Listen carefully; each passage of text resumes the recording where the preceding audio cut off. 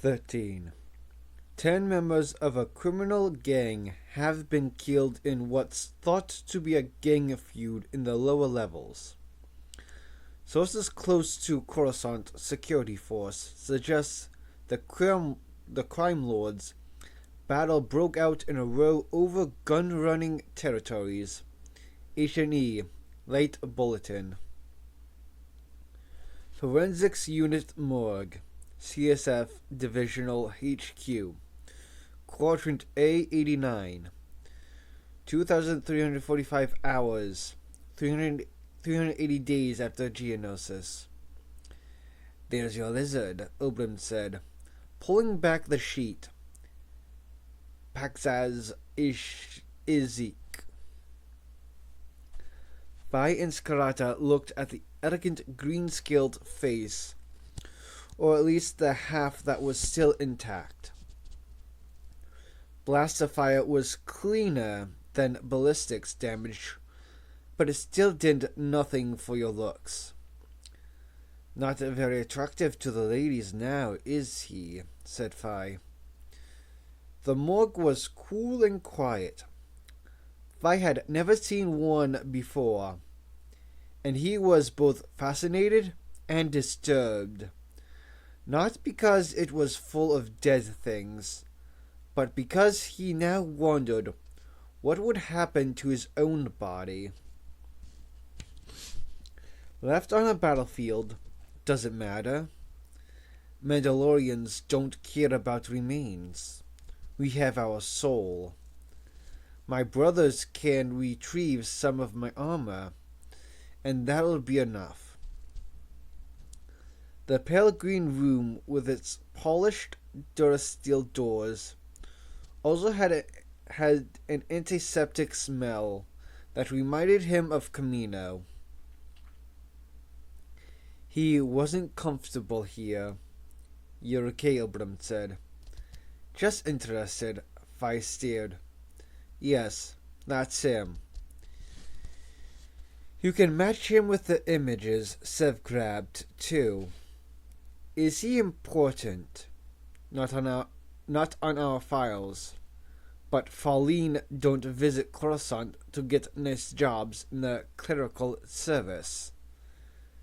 Best guess is Black Sun, or an offshoot. So, Skarata said, purely hypothetically, if we picked up a woman friend of his who had access to Gar weapons shipments, purely hypothetical, because you don't exist. Imagine she's diverting a few weapons for his business, but you snatch her, and so he refuses to complete the deal, because he thinks you're the customer trying to intimidate him. Vi listened, riveted. Oberyn's mental gymnastics were hard to follow. But the real customer thinks that Falleen just made an excuse to run out on their agreement. So they come after you, thinking you're his foot soldiers, and you reached them. So their buddies come back to settle a few scores with young Scaleface's colleagues. Oberyn took one final look at the Falleen's face, and covered it up again. And if they were all waiting on a shipment of explosives anyway, the one you intercepted, then you have a very jumpy assortment of bad guys around town.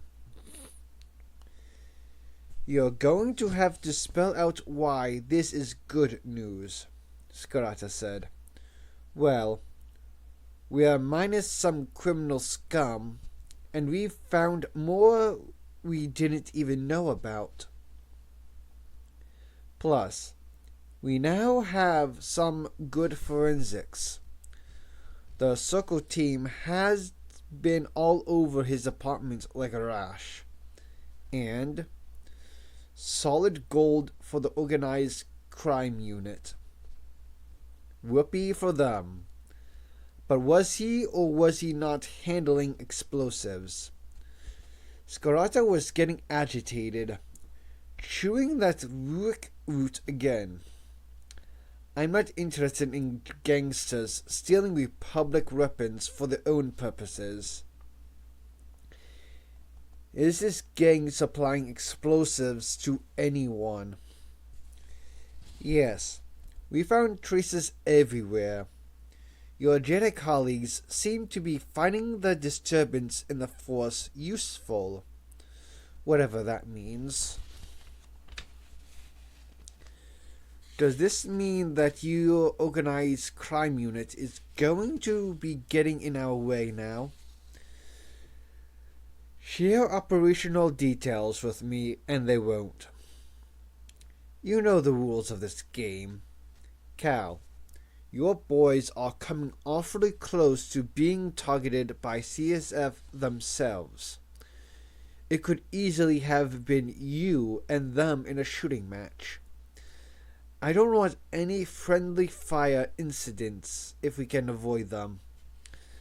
Vi watched Cal's jaw muscles working as he chewed. This wasn't warfare. It had crossed over into armed politics. Scarata and Obrim seemed to be conducting a private war by their own rules, and Vi didn't envy them.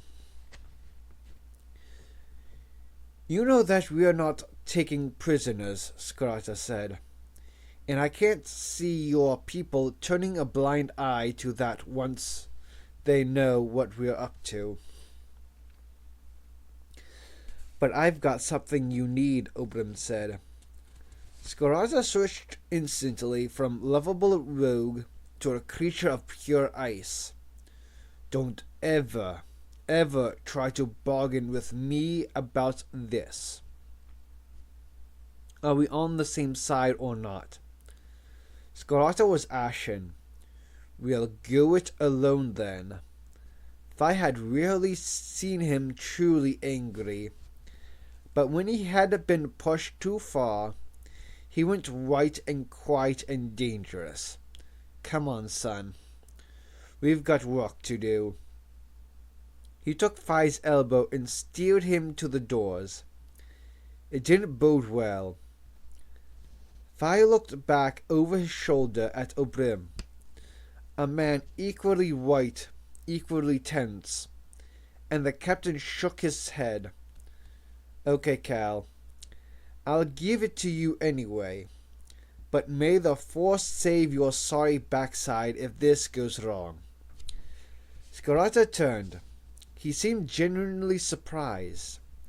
He hadn't been bluffing. He really had been storming off and cutting Obrim out of the loop. What happens if it does go wrong, jailer? You get into trouble with your bosses, but my boys die. Yeah, and so might mine if they get in the way by accident. Then don't get in the way. Okay. What time did your people grab the woman? Obrim asked. Mid-afternoon. Well, there was someone trying to get hold of our irresistible friend here via a government comlink shortly before CSF went to his home an hour ago. You mean there's someone else in the guard working with him? Yes. And if we could pin down the transmission source, I'd have given it to you. Scarata's shoulders sagged. Thank you, my friend. Don't mention it. Just try to give me a warning before you start another war here, okay? That was a nice smokescreen line to the media, by the way. Gang war indeed. It's very nearly true. But thank your oily friend Ma Yugian for that. You'll owe him one, I'm sure. Scarata rolled his eyes. Vi continued to be surprised by the machinations of political life in Coruscant. He was grateful, and not for the first time, that all he had to do was shoot or be shot.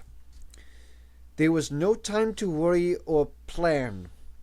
Either you did a better, faster job than the enemy at that particular moment, or you died. Wu Gian wants good news, Scarata said. Let's see if we can find some for him. Obram smiled ruefully at Vi and made a gesture of tipping back a glass of ale. Don't forget that drink, will you? They left Obram in the morgue and took the service turbolift to disappear into the late-night crowds around the CSF complex, and emerged at a taxi platform to wait for Jusik to Uskanti to collect them. Scarata simply glanced at three innocent Coruscanti citizens waiting there too, and they decided they had urgent business elsewhere. Kabir could look anything but paternal when he felt like it. Vi pulled his collar up, still feeling horribly exposed without his armor. Scarata rummaged in his pocket, took out a bar of candied fruit, and broke it in two. He handed Vi the bigger piece. What now? Vi said. It's the only solid lead we've got, Scarata said, and it's a mess. But I'm reluctant to let it go and start over. I bet the Seps are looking for another source of supply for their explosives now. If this were Quilora or any other mining planet, they could do it easily. On an urban world like this, well, scoring a few blasters is easy, but shopping for explosives is going to attract attention. Maybe this is where we use Ordo's little cache of stuff that goes bang. Scarata stopped chewing. I'm never sure if we have the same ideas, because they're common sense, or because I trained you, and now you're as crazy as I am, son. Well, they know their original consignment didn't arrive, so now you might as well use the stuff as bait. And there's Kribu. Now that's dangerous. No, that's when huts come in useful. They're like one big scum want ad service. Seeing as he thinks we're doing a bit of private business without the guard's consent anyway, why disappoint him? He can put the word out that Cal has something to sell. But then we've pinpointed our operational base for them. You think Kribu will want to advertise that we're in his precious hotel, with a possibility of unpleasantness and a loss of damage following him home too? He won't discuss locations. He likes being alive. But you're going to tell Obram, right? Only the location when we have a delivery set up with our new customers, Scarata said. And then only to warn off CSF. He lapsed into silence. Around them, keeping a sensible distance, because Scarata looked remarkably gangsterish himself right then. Ordinary citizens and tourists from dozens of species were making their way in and out of brightly lit clubs, restaurants, and shops. They were dressed in exotic, colorful clothes, chattering and enjoying themselves. They were arm in arm with friends or holding hands with lovers, or accompanied by gaping children who had never seen a city planned like this at night. Vi knew how those kids felt. It was still as much a spectacle of miraculous delight to him as it had been when he first saw it from the crew bay of a police cruiser. But it was also now something alien to him, something he had no stake in and could never fully understand. The civilians around him could have no idea of what was happening right in the middle of their safe daily lives. A few meters from them, a mercenary and a soldier, who had no official orders, were planning to unload enough explosives on the black market to destroy whole quadrants. But it was a fair trade, because Vi had no idea of what their lives were about either. We live in a parallel worlds. We can see each other, but we never met. At least, Damen seemed to have found a bridge to a normal life, if you could call a Jedi normal. Vi wondered if his brother realized that everyone knew what was going on with him and the general. If he were Damen, he wouldn't care. Operational house, Kruger's hut, 056 hours, 381 days after geonosis. Odo placed the tight-wrapped packs of 500-grade thermoplastoid explosives on the table and stacked them in piles of 10. Damen picked one up and fondled it with the fascinated expression of a connoisseur of explosives. It was interesting, Etain thought, to note what made Damen feel relaxed and confident, because sitting on 50 kilos of ultra-high explosives didn't reassure her at all. "Da, cut it out," Nina said. "We'd like the hotel to still be here when Val arrives. Reckon you can avoid blowing the place up for the next hour. This stuff is perfectly safe unless you stick something metallic in it and trigger an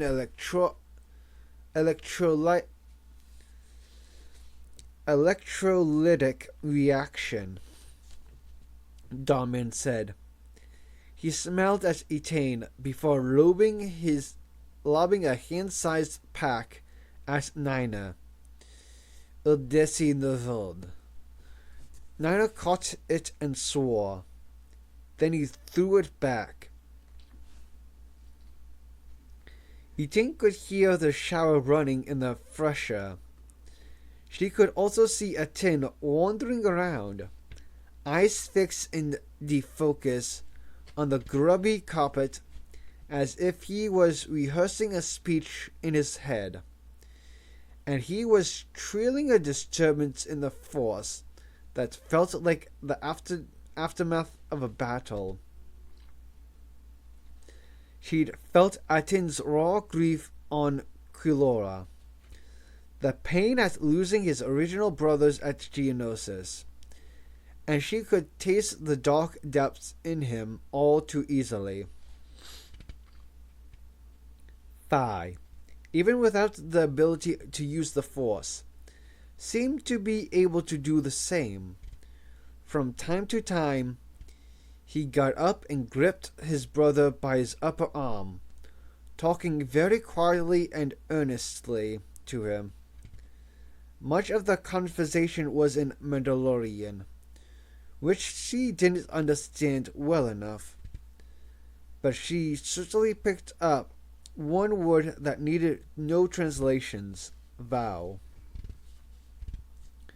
Boss, Jusik, and Scorch had gone back down to the bar.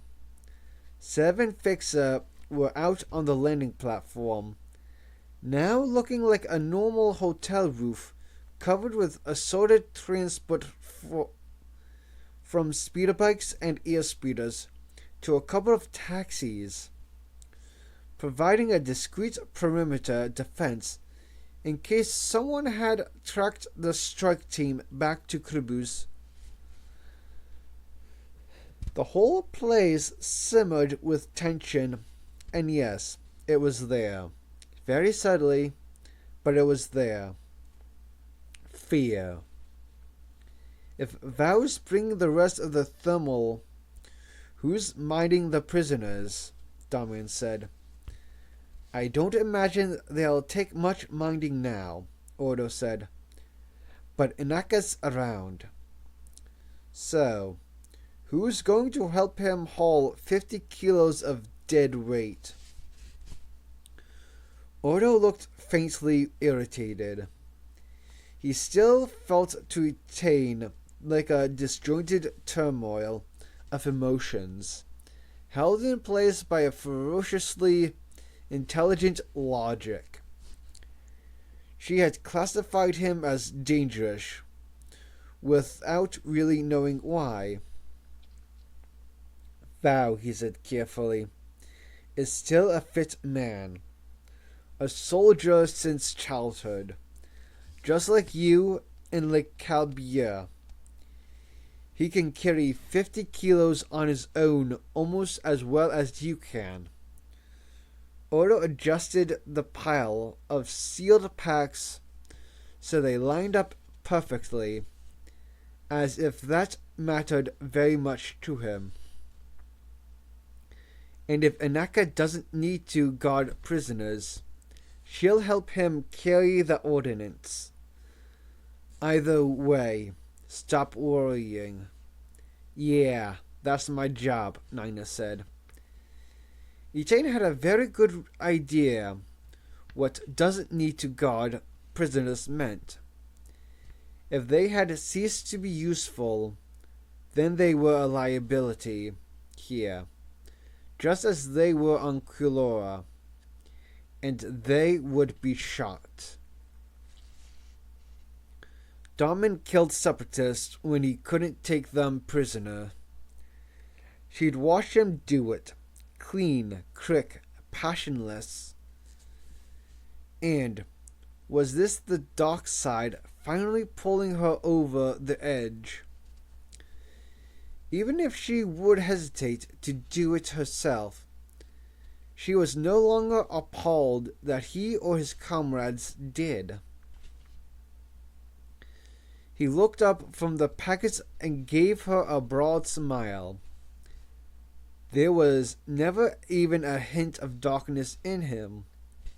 It's perfectly safe, he said. She realized she was frowning at him, and that he had taken it to be a comment on the pile of instant destruction on the table. Don't you trust me? She smiled back instinctively. Of course I trust you. Yes, I do. You're my friend, my lover. Scarata emerged from the fresher, toweling his hair and wearing a change of clothes with his verpine in its light grey holster. He leaned over Nina to look at the holozine he was reading. Don't you ever watch the holo news? He asked, pointing at the darkened screen on the wall. Too much to take in. Nina resumed reading.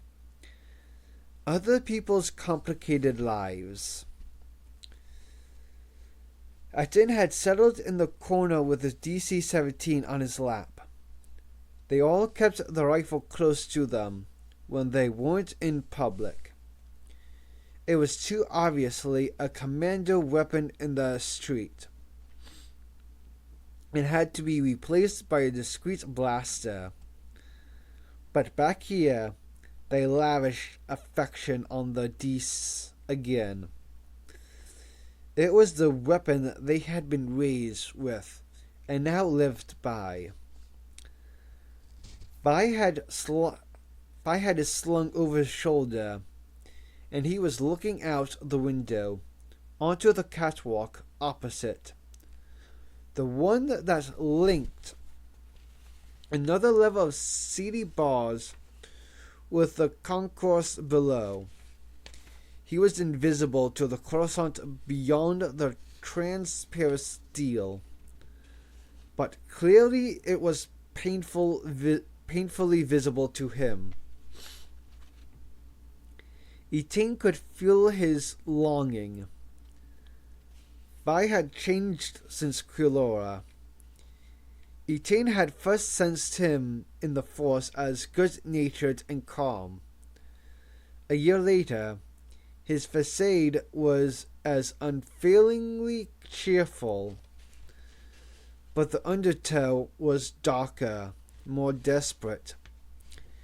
He'd seen too much of the war, and he had glimpsed something even more painful and guaranteed to trouble him. Ordinary people on Coruscant leading normal lives of the kind he would never have. She didn't need the Force to help her taste that. She could see the constant question on his face when he glanced at couples and families of all species. Why not me? Why is this life not for me? It was what Darman had asked. Family and clan, family and fatherhood, seemed of overwhelming importance to Mandalorian men. They certainly drove Scarata. Then Etain knew exactly what the Force had in mind for her, and it was not the path of a Jedi any longer. It was to ensure that at least one cloned man was given back the future that had been taken away from him at birth, or whatever cold, distant process served for birth in those Kaminoans' laboratories. Etain would make him a father one day. She would give Darman a son. But neither of them had the luxury of a normal life in this war. Her dream would be a secret, even from him, for the time being. Then Etain put the thought from her mind and closed her eyes to meditate. Unself-conscious because she was among true friends. She drifted in formless calm, hearing only the slowed pace of her own heartbeat, until the door buzzed. She snapped alert again. So did Omega and Scarata. Etain saw the squad individually, as clearly as she did any other beings. And not just because the Force tinted them with their unique shades of character. She had ceased to see their identical faces or their armor, and experienced instead only their distinct personalities and habits. And yet, when they moved, when they switched to their soldier state of being, they were like a single perfect predator. The buzz made them all look up together, not like ordinary men, responding by staggered milliseconds, one after the other, but in one movement, absolutely synchronized, and their expressions and the angle of their heads and their frozen alertness were one. Then, with another perfect single movement, they split like a fist opening into fingers and snapped to positions around the room, rifles trained on the door. Not a word, not one hand signal from Nina. They hadn't even had time to put on their helmets and activate the shared comlink. Whatever told them to move there, do this, watch that, was so thoroughly ingrained in them from drilling that they seemed almost to be operating on instinct. Their dark, high cheekboned, exotic faces were expressionless, except for the rapid blinking. They were completely and utterly still. Etain suddenly saw them as that single exquisite predator again, and it scared her. Their DC-17 rifles all blipped once in unison as each weapon charged up to fire. Vow's not due yet, and Delta's on perimeter. Scarata had his Verpine shadow gun trained this time.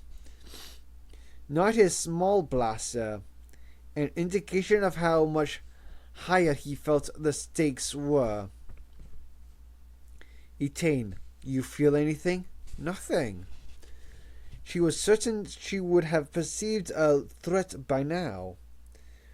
She was suddenly aware that she had drawn her lightsaber. She hadn't even felt herself move. Nothing at all. Okay, on 3. 1, 2, and the door opened. Etain flinched involuntarily, grasping her lightsaber, two-handed. A scent hit her, a foul, damp musk. Fairfeck, Scarlet said. You decoot. We could have blown your head off. Nina, Odo, Daman, and Phi made annoyed clicks and sighs, and lowered their dice. Aten didn't. Bao walked in with 2 straining carryalls and a 6-legged, loose-skinned shambles of pale gold short fur ambling behind him. So that was the Strill. And the absence of malice and tension had been ice-cold calm, utterly detached, while on Vow. Attica, lower your dice, Scarta said softly. If you say so, Sarge. And although Aten obeyed, his steady stare at Vow was an elegant loaded weapon. Come on in, said Phi. Ain't nobody here but us clones. You could have called ahead, Scarata said. Vow lowered the carryalls to the floor, and Ordo pounced on them. Just challenging your security like I ought to. Well, either Delta and Jusik got instantly stupid, or they let pass someone they knew. So don't get too cocky. Anything you want to tell us? I've shut down the safe house, and Inaka has cleaned up. Etain listened intently to the language spoken in the code of euphemisms, out of long habit. Cleaning up certainly meant removing bloodstains, because she'd seen them. But she had the feeling it was more than that. No further business with our 2 friends, Scarata said. That's the trouble with Coruscant, Vow said. High balconies are safety risks. At least that confirms our two guests weren't Jedi, eh? Val found a seat, and the Strill scrambled onto his lap. It took Etain a moment to work out what he meant, and the realization shook her. The other fortunate thing is that I was able to talk to Vina Jiss's supervisor at Gar Logistics as her landlord and complained that she had skipped owing me rent. The supervisor was sympathetic and said she was an unreliable employee. So, said Scarata. Omega had disappeared back to the rooms that led off the main one, except Atin. Atin waited a block of black hatred, and Ordo stacked the explosives. So at least we don't have to worry about her being missed too badly. Val glanced at Atin, almost as if he was seeking a greeting, but got no reaction. And she confirmed that there was one other person in logistics that she had to leave information for in an agreed place. A dead letter drop inside the garden complex. Whenever she could manage it. In a locker in the female freshers. What? You're kidding me. I know. We spend millions on the latest ships, but we are stuffed by a simple security leak that wouldn't baffle a Kitanek Grosser. Etain felt Scarata's generate a little dark vortex of rage. His face drained of color. Why are they so Shabla clueless? Because they're a bureaucracy, and they're not the ones in the front line. Anyway, none of the traffic information is impossible to dig out by other routes. It's just quick and easy, all wrapped up in one chip. Worth having because it saves them a lot of time, which means they don't have many personnel. Small and opportunistic network, I reckon. Scarata was rubbing his face slowly with both hands, exasperated and weary. So she didn't know who collected the data. Other than that, they could use the female freshers without attracting attention, or what their schedules was. If she had known, I can guarantee she would have told me. I'll bet. So we need someone in there to flush that person out. That's me, Oda said, and went on making the thermal plastoid into neat piles. Etain had counted 200 small rectangular packets so far. All I have to do is withdraw the trooper who's seconded to the transport division and step in. And what happens to him? Val said. He stays here until I'm finished, Ordo said. You can make a commando of him in the meantime, Calbia. Well, this is going to be very cozy.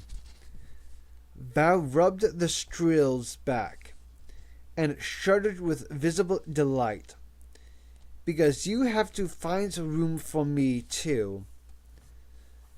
Then the Strill sleeps on the landing platform, Scarta said. Then I do too, said Val. Vi re-emerged from the room. He shared with Atin and stared at the animal. We could always leave it downstairs in the bar as an air freshener. One day, RC8015, Val said, smiling with unusual sincerity, you might be very glad of Merd's natural talents. Etain suspected they were not dissimilar to its masters. Kribu's private rooms, Kribu's hut, 1150 hours, 381 days after Geonosis. So, this is why you write off my debt, Kribu said. He swallowed a pickled gorg whole and sighed. You use my fine establishment as a base so that trouble does not follow you home. Too right, Scarata thought. My little girl needs to start up her own business, he said, beaming convincingly at Etain, so she can look after her old dad in this cottage. Etain looked suitably sullen. She continued to surprise him with her capacity to do whatever was needed. She could act brave, and she could act calm, and now she could act the wayward and spoiled daughter of an overprotective mercenary. She is too skinny to make a living as a bounty hunter, Kribu said, and shook with laughter. Mando females are supposed to be big and tough. Her mother, the Chakar, was a Corellian, and she left me to bring the girl up, said Scarata. What Etain lacks is in muscles. She makes up for in business acumen. I thought your fondness for the Republic's army would prove to have a financial motive. You care nothing for your boys. Cal bit the inside of his cheek. No. You ever met a Mandarade who cared about the Republic? No. So what is for sale? Something armies have a great deal of. You follow the news closely. Scarata made a solemn vow to be very, very kind to Ma Ryugian in the future. That tough war cover story had worked all too well, and the man probably didn't even know it. There does seem to be a sudden gap in the arms market, yes. You made that gap, yes. His stomach somersaulted. He managed a grin. I'm not that big a player. Kribu swallowed the hint, whole like a gorg. So, what can you obtain? Blasters, assault rifles, thermoplastoid, ammunition. Anything larger than that, I'll treat as a special order, and it may take longer. Don't ask for any warships, though. Kribu laughed. I put out the word, and we see if it attracts customers. I'm sure I can rely on your discretion. You like this place, don't you? I want no trouble finding its way back here. But I will expect commission, 20%. That's my dowry, Etain said sourly. Papa, are you going to let this Shakar steal from me? Fiefek. She was getting good, this kid. Course not, Adika. Scarata leaned toward Kribu and jingled his length of chain in his pocket as a little reminder. 5%, and I'll see that your lovely establishment here remains in one piece and unvisited by the riffraff of this world. Kribu gurgled. If this partnership is successful, we renegotiate terms later. You get the business and we'll see. Scarata stood up as calmly as he could and led Etain out onto the walkway to get some fresh air. The smell of frying stale ale and strill was getting to him. I thought Shakar was a nice touch, he said. I pick up the odd word. You okay? Actually, that was hard. I envy your nerve. You reckon? Scarata held out his hand, fingers spread, palm down. It was shaking. She needed to know that in case she thought he was invincible, and her misplaced faith got her killed. I'm just a soldier, a commando. You would call it. I'm groping my way through all this. But Kribu's scared of you. I don't have any problems with killing people, that's all. The reality of his situation had become starkly clear now, edging farther and farther out on that limb, either to safety or to plummet into the torrent rushing beneath, with a breath between one extreme and the other, and no way of stepping back onto the riverbank. If anything happens to me, I need to know someone will look out for my boys. You're asking me. There's only you and Boudica to ask. Nothing is going to happen to you. The Force is telling you that, is it? Yes. What else does the Force tell you? What I have to do. If and when we meet these scum face to face, are you up for it? Can't have my boys visible too obvious. No, not Bardan. I don't have to ask Boudica. He'll want to be there anyway. I'm asking you. I'll do whatever you command. You have seniority here. Scarza was hoping for an expression of confidence rather than obedience, but it would have to do. 14.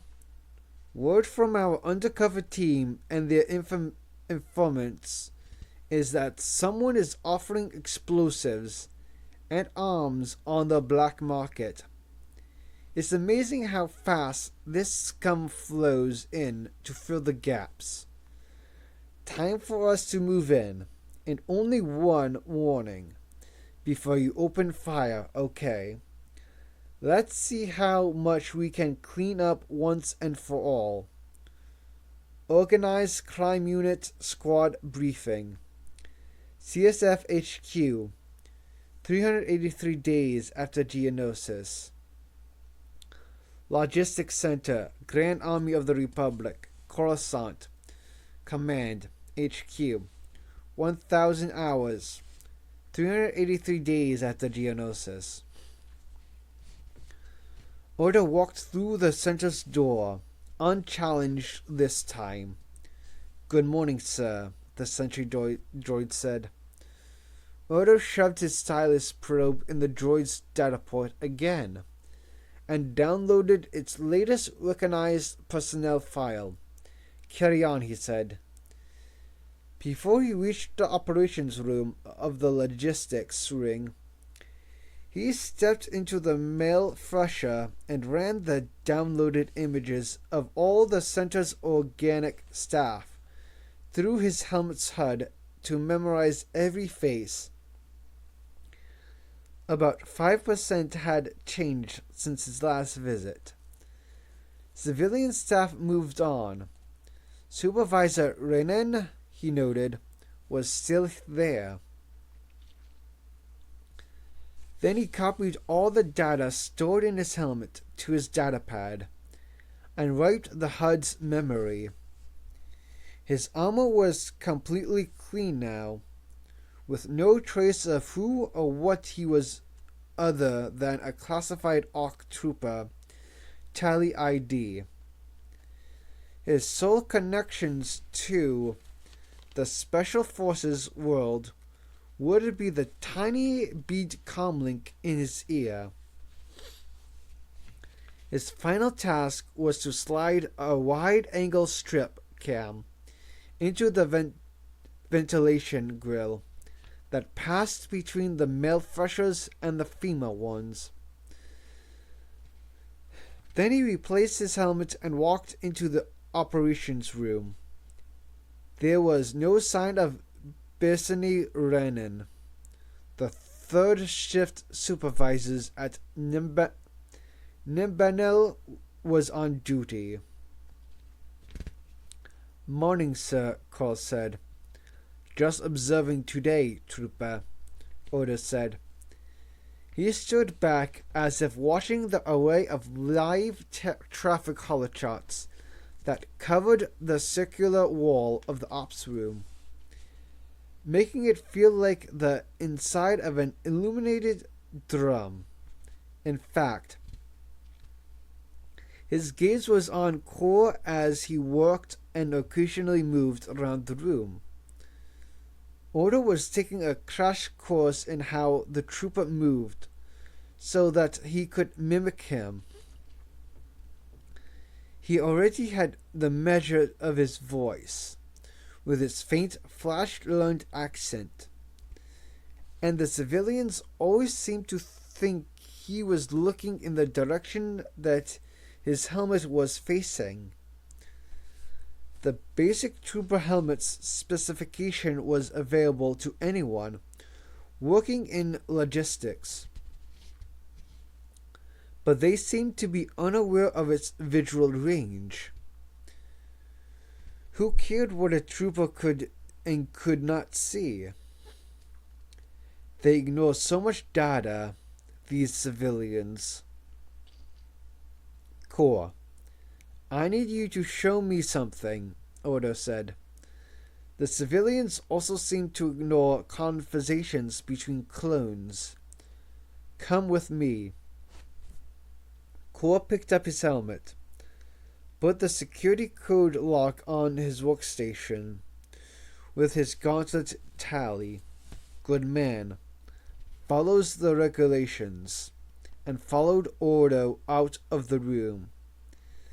They walked back down the corridor, and Odo gestured him into the freshers, marching him into the far end where the lockers were. "This is where you have to follow my orders to the letter," Odo said. Core looked suddenly wary. "Yes, sir." "Armor off. We are swapping suits. Sir, remove your armor. I need it."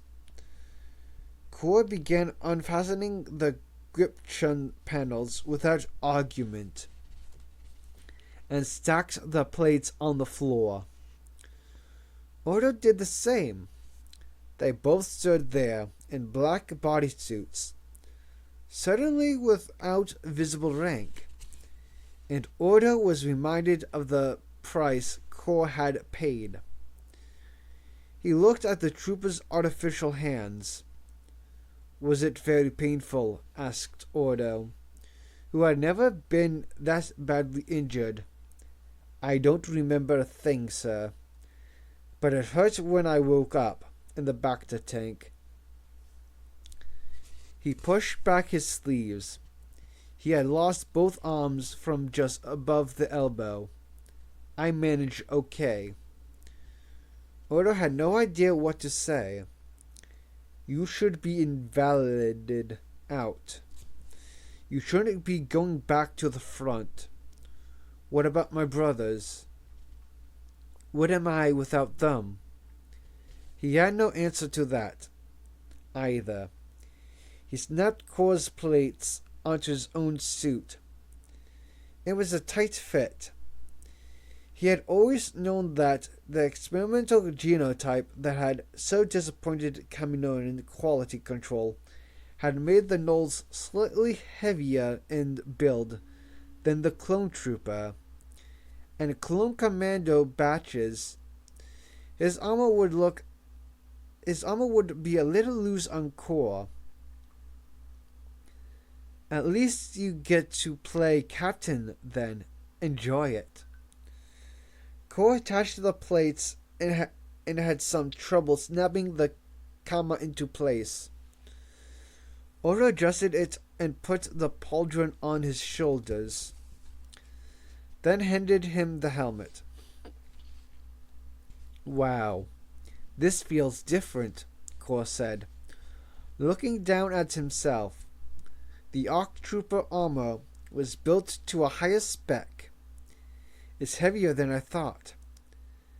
Get those shoulders back a bit farther, and let the comma and the holsters hang like that. Odo placed the helmet on Core's head, and was suddenly surprised to be staring back at himself.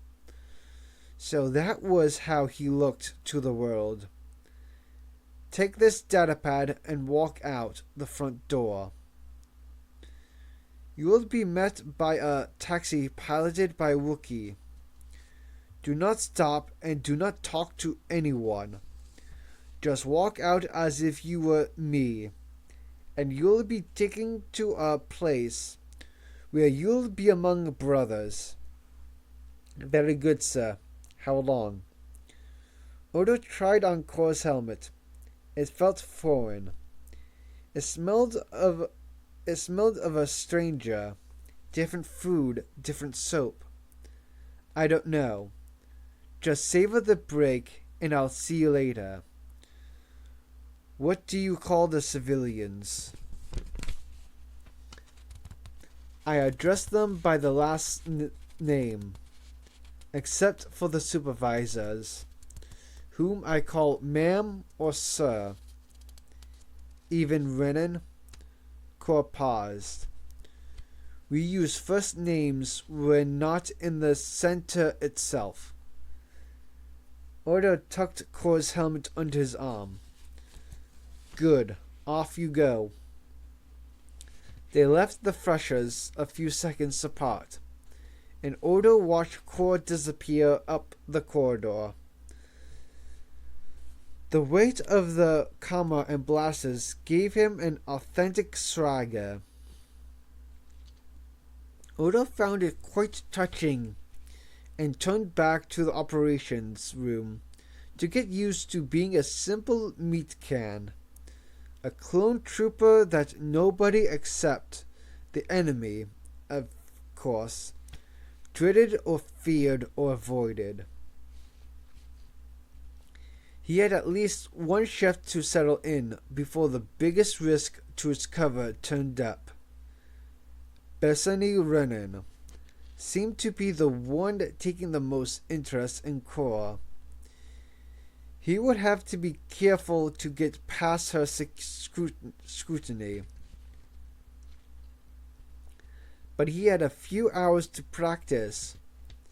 He unlocked the workstation and became compliant, conscientious CT 5108-8843. Invisible to the world.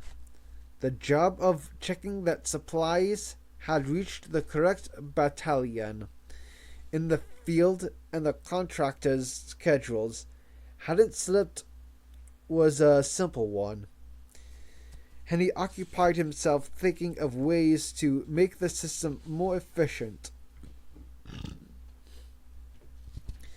He resisted the urge to upgrade the system there and then, and he watched those around him. "Sorry I'm late," said a woman's voice behind him. A level, mellow voice, with an undertone of warmth that sounded as if she were permanently smiling, the higher frequencies betraying a shortened vocal tract. I'll work an extra hour for you tomorrow. Thanks for holding the fort. Odo had no time to perfect his simple trooper act. He glanced over his shoulder as he imagined Kor might, and gave Bethany Renan a slight nod that felt like it came a little too easily to him. She smiled back. Oda suspected she too was a consummate actor, but something in him greatly enjoyed that smile. Operational House, Kruber's Hut, 2015 hours. 383 days after Geonosis. Name your time for a discussion about the goods, the stranger's voice said over the comlink, and we'll name the place. Scarata didn't like the sound of that, nor did Val. Evidently, he was listening to the comlink too, scanner in one hand and shaking his head slowly, tapping out a random pattern in the air with a forefinger. Can't trace the transmission point. Multiple relay, just like us. Odo grabbed his gauntlet from the table and activated a holochart, holding it where Scarata could see it.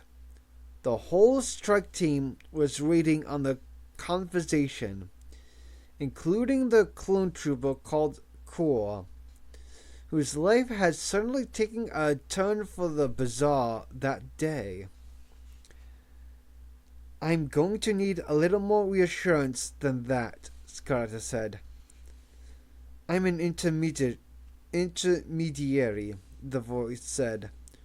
Coruscanti accent, no clue at all. What reassurance would you like? A very public place. If we both like what we see, and we trust each other, we meet somewhere more private to iron things out. And you bring a sample, assault rifles, in public. This was the test question, the one that would sort the gangsters from the separatists. Weapons were instantly useful to criminals. War explosives weren't. Not unless you wanted to resell them. Don't takis me dikut. My father didn't raise a stupid son. My client suggested you could obtain military-grade explosives. I can. So you want a sample of that. Silence. Val listened, head cocked. We do. What are you offering? Top military spec. 500 grade thermoplastoid pause. I think that fits the bill. There was a forest of enthusiastically raised thumbs in the hushed room. For some reason, Scarata found himself focused on the anxious face of clone trooper Kor, pushed on the edge of a chair with one of Dawes' custom debts dismantled in his prosthetic hands. Noon tomorrow, Scarata said. He winked at Jusek. And I'll have my nephew with me, just in case.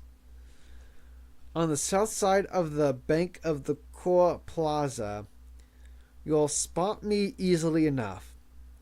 I have a strill. Val's face was a study in shock, but, like the professional soldier he was, he said nothing. What's a strill? The disembodied voice said. A disgustingly ugly, smelly, Mandalorian hunting animal. You can't mistake it for any other species. Not even in this menagerie of a city. Noon then. The link went dead. Nobody but Seps would want 500 grade thermal, Val said. Too exotic for the average criminal. They certainly bit on the bait fast. Should that worry us? They've lost their usual supplier, and this is far better stuff. Scarata watched Delta descend on the holochart and begin planning sniper positions around the banking plaza. This is purely surveillance. Unless they start shooting, okay, lads. Killing them there won't help us trace their nests. Least of all in broad daylight. Understood, Sarge. Seth managed a smile. As long as we get to use lethal rounds later. We like dead. Dead is very us. I added some dust to the unenriched thermal. Jusek said, You want some made into Verpine projectiles? So you can tag anyone you spot and track them too? Jusek was a ferociously clever lad, and Scarata prized intelligence very much as loyalty and courage. I thought I'd make sure we didn't have to follow a suspect the hard way again. Am I forgiven for my lapse of judgment the other day?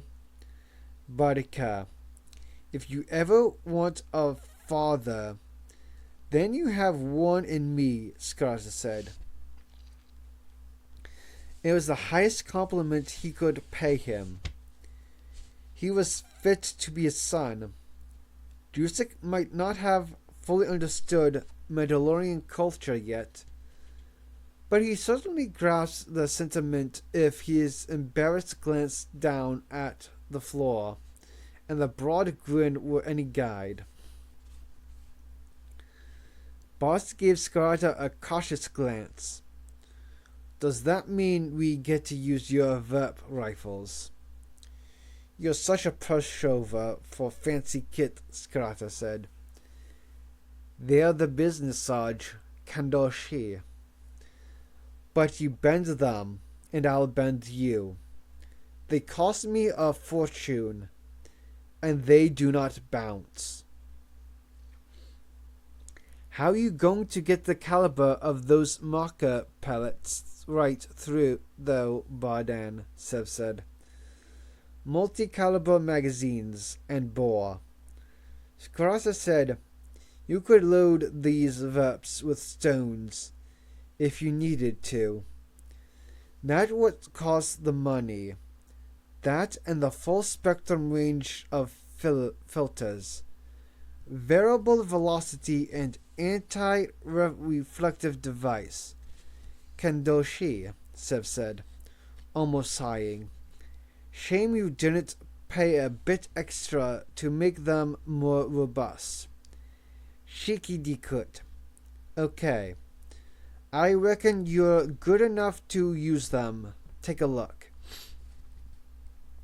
Scarata went to the cupboard and slid out one of the precious rifles, disassembled into 3 discrete parts. 30 centimeters barrels, matte drab green, silent, horribly accurate, and Zhang's weapon of choice for going hiking with extreme prejudice. As he described it, sheer ballistics beauty, and an assassin's tool, a craftsman's tool. He hadn't seen Zhang in months. He missed him. He missed all the Gnolls badly when they were on long, distant missions. Boss and Sev fondled the rifles and beamed. Even Fixer looked happy. The Delta boys didn't respond to food treats and pats on the head. But they loved new toys and praise. Scarata noted that. I need accurate ranges from your Reese, Jusek said. I've got to pack the dust into a medium that'll stay together until it's right at the target, or the stuff will disperse too soon. This has to splatter them close to the face, so they inhale it, or it'll just sit on their clothing. If they dump their jackets, we'll lose them. Fun, Sev said, and obviously meant it. Val got up and wandered out toward the landing platform.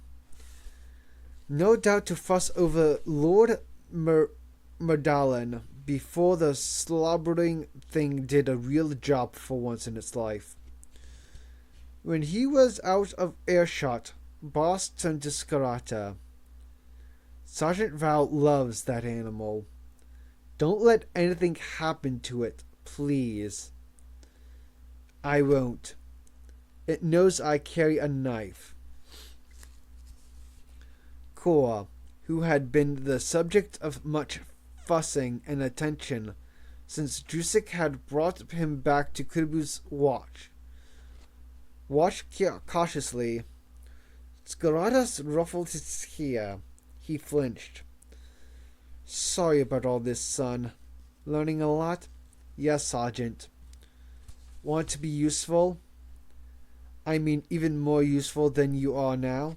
Yes, please. Poor little Dikut. Scarata fought the urge to collect another damaged young boy, another stray in need of belonging, and lost immediately. He had been that orphan, and a soldier had rescued him. Dog, give him a crash course in using a DC-17, will you? Boss and Sev slid the discreet body armor plates under their tunics and checked their hand blasters. Just off for Reese of the location then, Boss said. Back in 2 hours. And then I suggest we insert as soon as possible, so we're there before the bad guys. What makes you think they won't be doing the same right now? Etain said.